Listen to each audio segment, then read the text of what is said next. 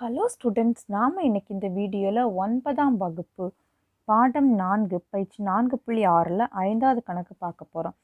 இந்த சம் பார்க்குறதுக்கு முன்னால் நம்ம சேனல் இதுதான் ஃபஸ்ட் டைமாக வாட்ச் பண்ணுறீங்கன்னா சப்ஸ்கிரைப் பண்ணாதவங்க சப்ஸ்கிரைப் பண்ணிக்கோங்க.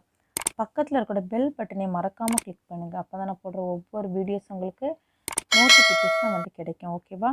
இப்போ நம்மளுக்கு கொஸ்டின் என்ன தந்திருக்காங்கன்னு பார்க்கலாம். 6.5 சென்டிமீட்டர் பக்க அளவுள்ள சமபக்க முக்கோணம் வரைந்து அதன் உள்வட்ட மையத்தை குறிக்க, மேலும் உள்வட்டத்தை வரைகன்னு கேட்டிருக்கிறாங்க. ஓகேவா?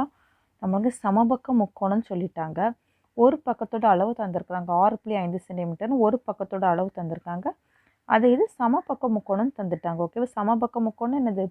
3 பக்கங்களும் நம்மளுக்கு சமமாக இருக்கும். ஓகேவா? அப்போ நம்ம 3 பக்கங்களோட அளவும் 6.5 சென்டிமீட்டர் எடுக்க சொல்லியிருக்காங்க. ஓகேவா? இதை பயன்படுத்தி நம்ம முக்கோணம் வரைய சொல்லியிருக்கிறாங்க. முக்கோணம் வரைந்து அதுலேருந்து உள்வட்ட மையத்தை கண்டுபிடிக்க சொல்லியிருக்கிறாங்க.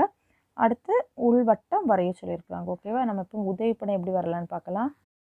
உதவிப்படம் ஏபிசி முக்கோணம் 3 பக்கமும் ஒரே அளவு தான். ஓகேவா? 6.5 சென்டிமீட்டர் 6.5 சென்டிமீட்டர் 6.5 சென்டிமீட்டர். நம்ம உண்மை படம் வரையலாம். இப்போ நம்மளுக்கு அடிப்பக்கம் 6.5 சென்டிமீட்டர் எடுத்து கோட்டு துண்டு வரையணும். ஓகேவா? அடிப்பக்கம் 6.5 சென்டிமீட்டர் 6க்கும் 7க்கும் இடையில 5வது கோட்டில் ஒரு புள்ளி வச்சுக்கோங்க. இங்கே 0ல் ஒரு புள்ளி வச்சு இந்த கோடை இணைக்கிறோம். இப்போ நம்ம கோட்டு துண்டு வரைஞ்சாச்சு. 6.5 சென்டிமீட்டர். இது ஏபி 6.5 சென்டிமீட்டர். இனி பியில் வச்சு நம்ம ஒரு வில் வெட்டிக்கணும். ஏல வச்சும் ஒரு வில் வெட்டும்போது நம்மளுக்கு சி கிடைக்கும். அதுவும் எத்தனை சென்டிமீட்டர்னா 6.5 சென்டிமீட்டர். எதனால் 6.5 சென்டிமீட்டர் எடுக்கிறோம்? சமபக்க முக்கோணால 6.5 சென்டிமீட்டர் எடுத்துக்கிறோம். ஓகேவா? பியில் வச்சு ஒரு வில் வெட்டியிருக்கோம். அந்த அளவு மாற்ற வேண்டாம், ஏன்னா அது ஒரே அளவு தான், 6.5 சென்டிமீட்டர் தான். இங்கே ஒரு வில் வெட்டியாச்சு. ஓகேவா? இப்போ இந்த 2 வில்லும் ஜாயின் பண்ணுற இடத்துக்கு சி நேம் கொடுக்குறோம். அதை இணைச்சிக்கோங்க.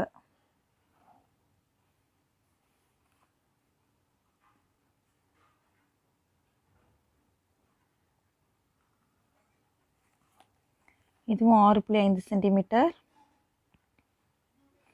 இதுவும் 6.5 சென்டிமீட்டர். ஏன் நம்ம இப்போ உள்வட்டம் வரையணும். ஓகேவா? உள்வட்டம் வரையறதுக்கு நம்ம கோண இருசமம் ஒட்டி வரையணும்.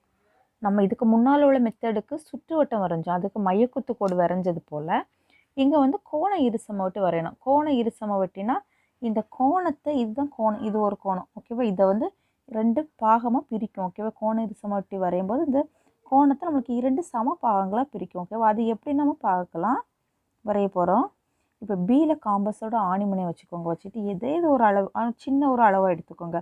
அளவு எடுத்து இதில் ஒரு வில் வெட்டிக்கோங்க. இந்த 2 கோடையும் வெட்டுற மாதிரி ஒரு வில் வெட்டிக்கோங்க. சரியா? இனி இந்த முதல்ல ஒரு வில் வெட்டியிருக்கிறதுல வச்சு மேலே ஒரு வில் வெட்டுங்க. அடுத்த 2வது ஒரு வில் வெட்டியிருக்கோம், அதுலேயும் வச்சு இங்கே ஒரு மேலே ஒரு வில் வெட்டிக்கோங்க.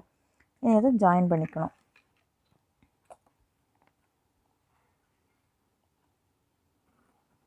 ஜாயின் பண்ணியாச்சு.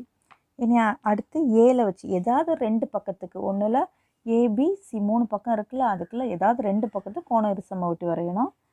இனி ஏலையும் வச்சுக்கோங்க. ஏல வச்சுட்டு ஏதாவது ஒரு அளவு எடுத்துக்கோங்க. அளவு எடுத்து இந்த 2 கோடையும் கட் பண்ணுற மாதிரி வில் வெட்டிக்கோங்க. இனி இந்த வில்லில் வச்சு மேலே ஒரு வில், இந்த வில்லில் வச்சு இங்கே ஒரு வில். ஓகேவா? இதுவும் இப்போ ஜாயின் பண்ணுற இடத்த கோடு போட்டு இணைச்சிக்கலாம். இப்போ 2 இந்த கோடை நம்மளுக்கு டச் பண்ணியிருக்க இடம் தான் நம்மளுக்கு உள்வட்ட மையம். அதுக்கு வந்து ஐன்னு நேம் கொடுக்கணும். இதுக்கு ஏரோ போட்டுக்கோங்க. இதுக்கு நம்ம ஐன்னு நேம் கொடுக்குறோம். ஓகேவா? இதுதான் உள்வட்ட மையம். இப்போ நம்ம என்ன உள்வட்டம் வரையணும். ஓகேவா? உள்வட்டம் வரைகிறதுக்கு நம்மளுக்கு தேவையான ஆரம் வேணும். ஓகேவா? நம்மளுக்கு தேவையான ஆரம் வேணும். அதை நம்ம கண்டுபிடிக்க போகிறோம். அதை கண்டுபிடிச்சிட்டு நம்ம உள்வட்டம் வரையலாம். ஐயில் காம்பஸோட ஆணிமுனையை வச்சுக்கோங்க. வச்சுட்டு அந்த ஐக்கு ஆப்போசிட் பக்கம், இந்த பக்கமாக எந்த ஒரு பக்கத்துக்கு நீங்கள் வரைஞ்சிக்கலாம். ஓகேவா? இப்போ நான் ஏபி பக்கத்துக்கு வரைகிறேன். இந்த ஏல இங்கே ஒரு வில், இந்த பக்கமாக ஒரு வில். சரியா? இந்த ஐயில் காம்பஸ்க்கு ஆணிமுனையை வச்சுட்டு பென்சில் முனையால் இந்த ஏபி கோட்டை 2 பக்கமாக கட் பண்ணிக்கணும். இனி அந்த அளவு சேஞ்ச் பண்ண வேண்டாம். சேஞ்ச் பண்ணாமல் இங்கே ஒரு வில்,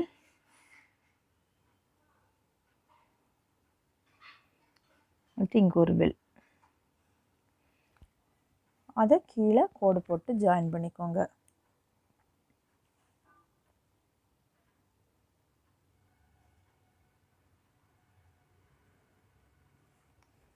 ஓகேவா?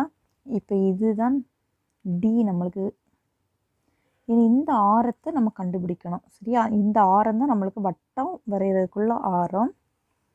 அது எத்தனை சென்டிமீட்டர்னு பாருங்கள்.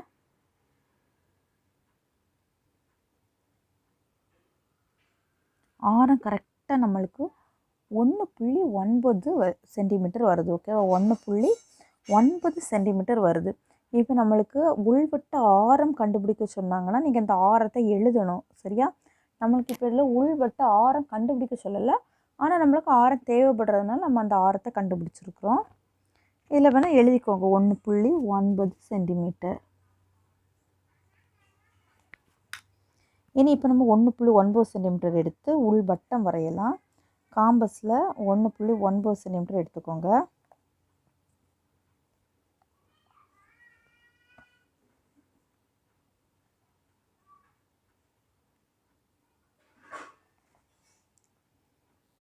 இப்போ காம்பஸுக்கு ஆணிமுனை ஐயில் வச்சு நம்ம அந்த 1.9 சென்டிமீட்டர் எடுத்து இப்படி உள்ள வட்டம் வரையணும். ஓகேவா? அந்த வட்டம் வரையும் போது அந்த வட்டம் வந்து கரெக்டாக இந்த 3 பக்கமும் நம்மளுக்கு ஜாயிண்ட் ஆகி வரணும். ஓகேவா? அப்போ தான் நம்ம வரைஞ்சிருக்க படம் வந்து கரெக்டுன்னு அர்த்தம். ஓகேவா? இப்படி 3 பக்கமும் ஜாயிண்ட் ஆகிட்டு வரணும். அந்த ஐயில் வச்சு தான் உள்ள உள்வட்டம் வரைஞ்சிருக்கேன். இப்போ எனக்கு 3 பக்கமும் ஜாயிண்ட் ஆகி வந்திருக்கு. அப்போனா நான் வரைஞ்சிருக்க சம் வந்து கரெக்டுன்னு அர்த்தம். சரியா? அவ்வளோதான். இந்த உள்வட்டம் வரைஞ்சாச்சு. இப்போ வரைமுறை வந்து உங்கள் ஓன் வேர்ட்ஸில் வரைமுறை எழுதிக்கோங்க. நம்ம படம் எப்படி வரைஞ்சோமோ அதே போல் வரைமுறையை எழுதிக்கோங்க. ஓகேவா? தேங்க்யூ.